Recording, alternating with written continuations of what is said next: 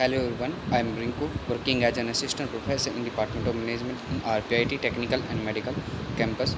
Today we are discuss about the topic that is emotions.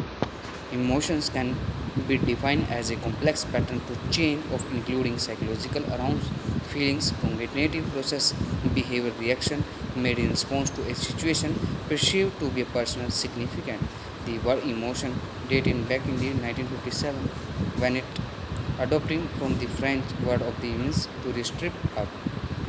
Define emotion as a consequence and subjective mental reaction toward a particular event and the usually complex by change in psychology and the behavioral aspect of a person. Four components, namely cognitive reaction, psychological reaction, behavior reaction, and effect. Cognitive reaction refer to a person's memory, thinking, and perception of event.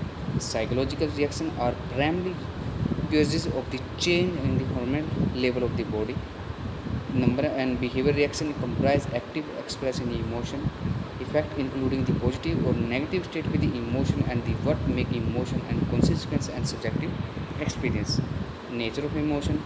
Emotion is a acute and by stimulus and stimulation is a found in environmental. Environmental is a better individual will be more emotional balance. Every emotion is followed by the psychological change such as a rapid heartbeat, change in pulse rate, change in blood pressure, and change in facial expression, voice, and body movements. Emotion is accompanied by the feeling of the pleasant and unpleasant and following the psychological chain. Emotions are subjective or purely individual. The same situation may be awake different emotion and different individuals. Emotion is a triple response having the affecting, cognitive, and cognitive aspect. Emotions have wide range and are not restricted to as a particular age period. These are again to child, adolescent, and adult. Emotion arise absolutely and the person passing away the emotion. It is slow and leaving the behind of the emotion state within the last of the sometimes.